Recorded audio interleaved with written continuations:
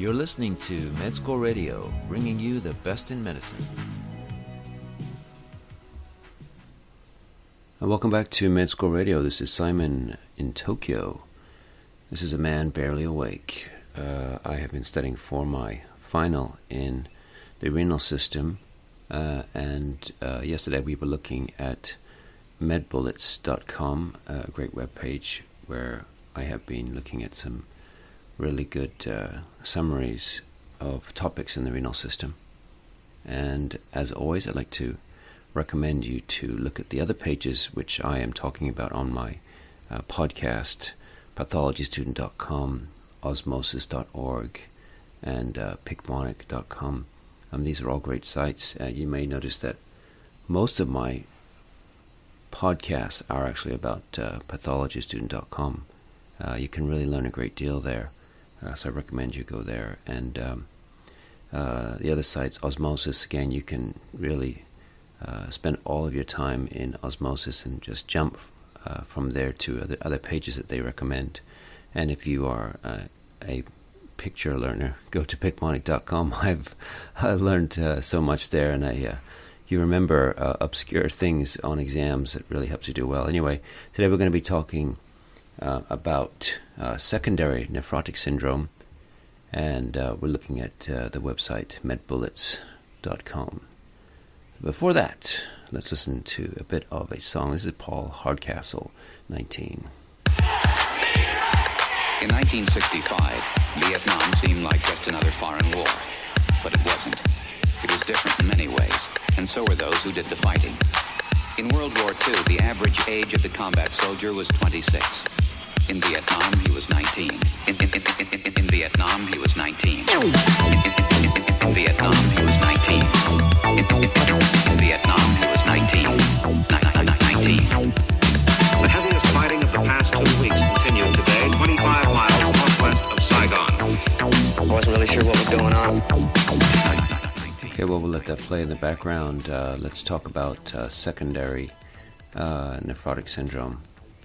Turn that way down. Probably can't even hear it. Or maybe I'll even pause it. How's that? Okay, let's talk about secondary nephrotic syndrome. First, introduction. Secondary nephrotic syndrome is a multi-system disease. Primary nephrotic syndrome refers to a disease limited to the kidney. And remember that the presentation is similar to primary nephrotic syndrome. So we're given a snapshot here. A 69-year-old male with a past medical history of hypertension, dyslipidemia, obesity, and type 2 diabetes mellitus presents for a general checkup. On fundoscopic exam, retinal hemorrhages and hard exudates are seen. The patient's blood pressure is 175/100. As the visit continues, the patient admits to not taking his insulin regularly and has eliminated fruits and vegetables from his diet.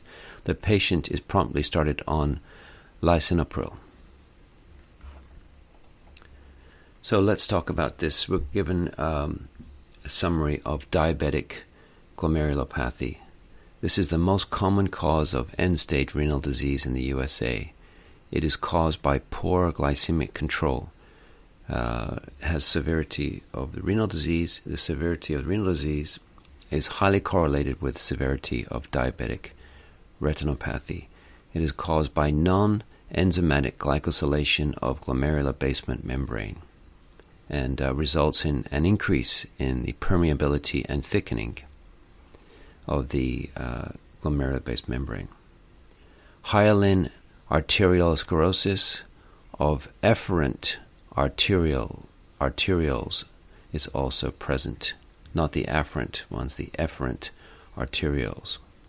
This results in an increase in the GFR and hyperfiltration injury, and eventually the afferent arteriole also hyalinizes, which decreases the GFR. So first, we have an increase in GFR and hyperfiltration injury. And then we have an afferent arteriole, which hyalinizes, which decreases the GFR. So the early manifestation is microalbuminuria. And this is detected by special microalbumin dipsticks. Light microscopy shows pathognomonic Kimmel-Steele-Wilson nodules, thickened GBM, and mesangial expansion.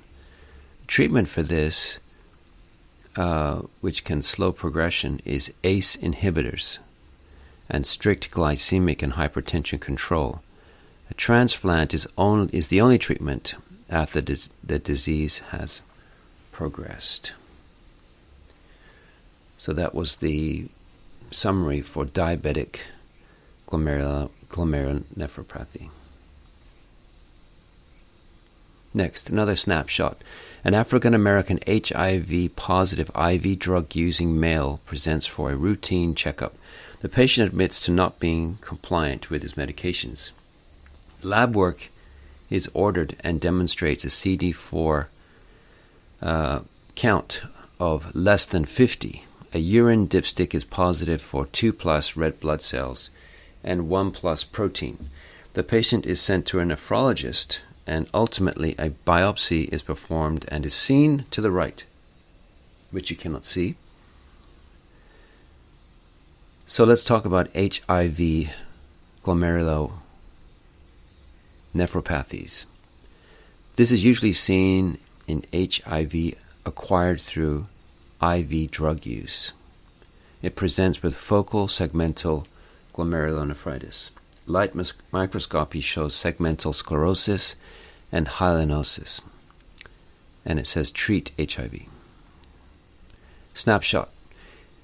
A young female presents for a regular checkup. She complains of a rash that she gets on her face in a raccoon distribution when she is out in the sun.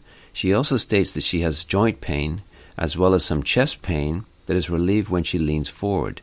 Given the clinician's suspicion, ANA and anti-dsDNA are ordered and come back positive. A urine dipstick is performed demonstrating 2+ proteinuria and 3+ red blood cells. So this is lupus. So talking about lupus glomerulonephritis, there are 5 stages. Some describe 6 stages, but here we have 5 stages described. Type 1, minimal change in the glomerular structure. Type 2, mesangial disease with focal segmental glomerular pattern. 3, focal proliferative disease. Treat with aggressive prednisone plus or minus cyclophosphamide.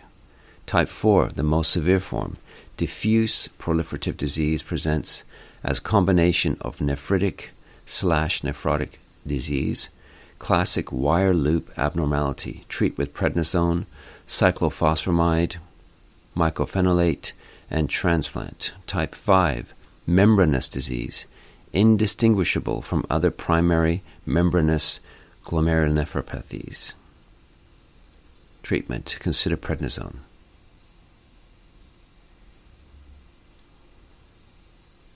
Another snapshot. A 69-year-old man presents to your office with back pain that has been going on for quite some time. He also states he has felt lethargic and not quite himself. Lab values are ordered demonstrating an elevated serum calcium. A urinalysis demonstrates monoclonal antibodies in the urine, Bence-Jones proteins, and a peripheral smear is performed and seen on the right, which again you can't see.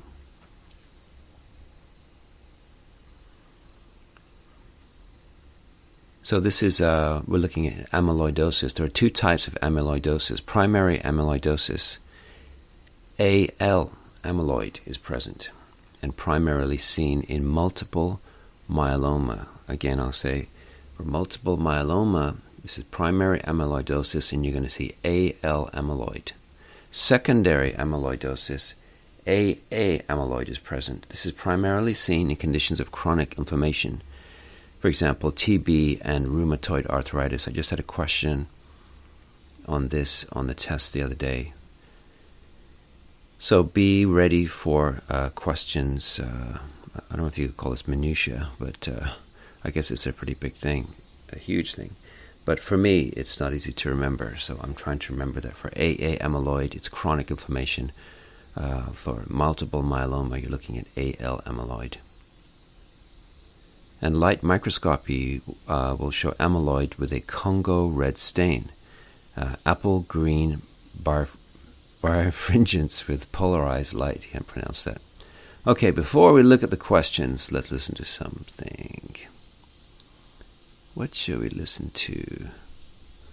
What am I in the mood for? I think I'm in the mood for Rod Stewart, Young Hearts Be Free.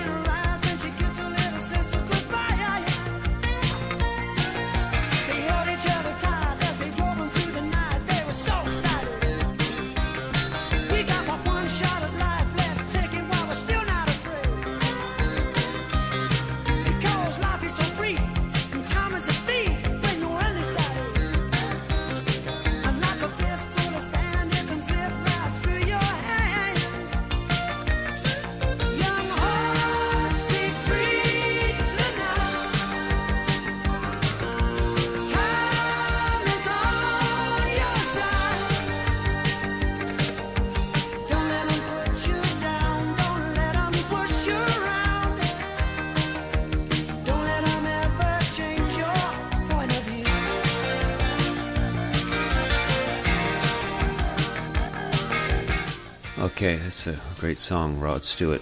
I grew up in England, so I like this song. It reminds me of England, as do many other songs. Some of them not even English songs remind me of England. Don't know why. But here we go. Let's continue. I'll have Rod in the background. Don't know if you can hear it, but anyway. Let's go and talk about some of the MCQs.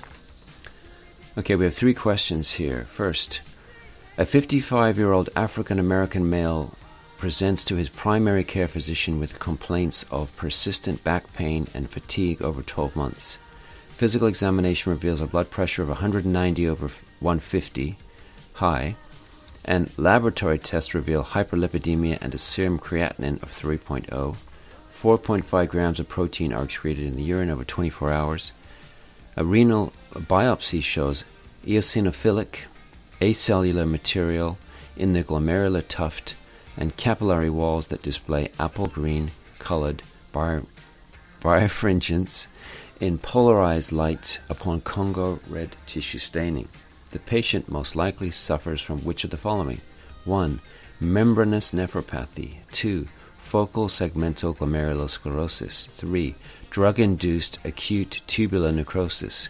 4. Multiple myeloma. 5. Malignant hypertension. So the discussion. The answer number 4, multiple myeloma. The patient's clinical findings suggest amyloidosis due to multiple myeloma, which can lead to nephrotic syndrome. Signs of multiple myeloma include fatigability, constipation, back pain, and azotemia. Multiple myeloma is more common in African Americans than Caucasians. 10% of patients with multiple myeloma develop primary amyloidosis, which can lead to nephrotic syndrome. Signs of nephrotic syndrome include proteinuria, hypertension, and hyperlipidemia. Histologically, renal amyloidosis manifests as eosinophilic acellular material in the glomerular tuft and capillary walls that display apple green colored birefringence in polarized light upon Congo red tissue staining. So there we have it. If you thought it was number 2, focal segmental glomerulosclerosis, why is that wrong? Most common etiologies of focal segmental glomerulosclerosis include HIV, IVDU, toxins, familial chronic nephron loss, and hyperfiltration due to long-standing other diseases such as diabetes. What if you thought it was number 3, drug-induced acute tubular necrosis? Well, there's no evidence for that, but it says that drug-induced acute tubular necrosis is an acute condition associated with ingestion or administration of a drug or toxin causing acute renal failure. Okay, next question. A 67-year-old male, let's see what song I'm listening to. Still playing. Let's see what song is next. I think I'm going to play Avalon in the background. Just want to listen to the beginning of this.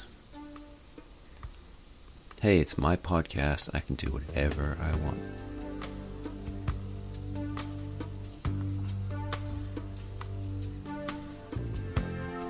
Now the party's over, I'm so tired. Then I see you coming out of nowhere. Much communication in emotion, without conversation or a notion.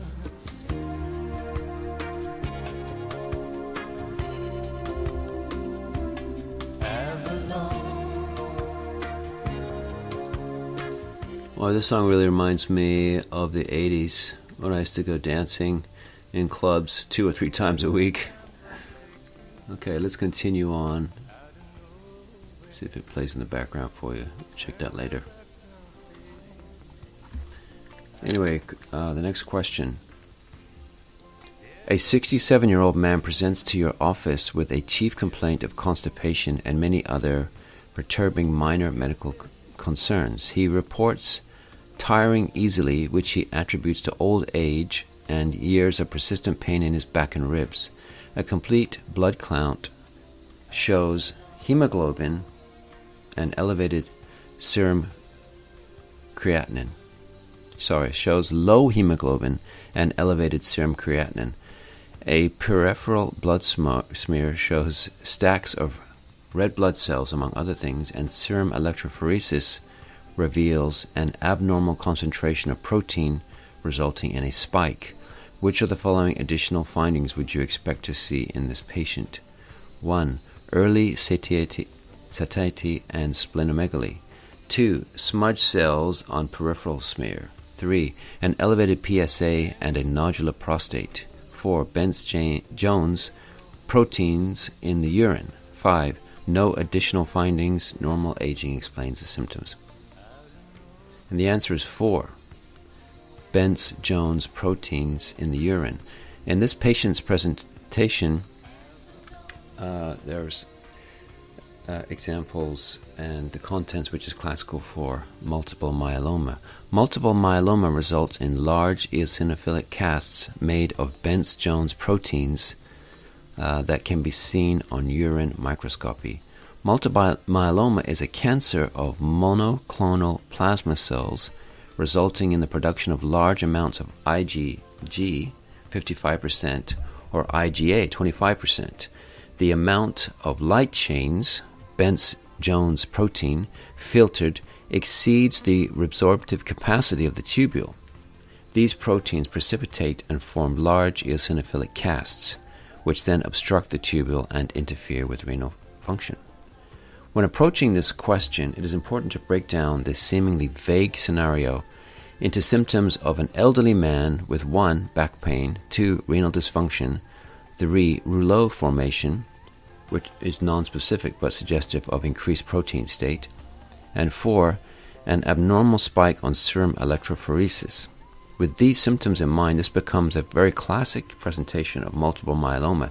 Keep in mind that an elderly patient with back pain, hypercalcemia, and a finding such as a rouleau formation or a monoclonal spike, that this is highly suggestive of multiple myeloma for step exams, and the most accurate test to confirm this diagnosis is a bone marrow biopsy demonstrating increased plasma cells.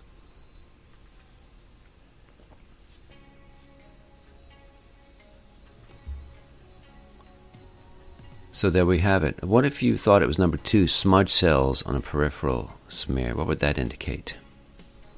Smudge cells would be present in CLL and could be found in an elderly patient with increased white cells. The age of the patient could suggest CLL, but the other symptoms are more classic for multiple myeloma.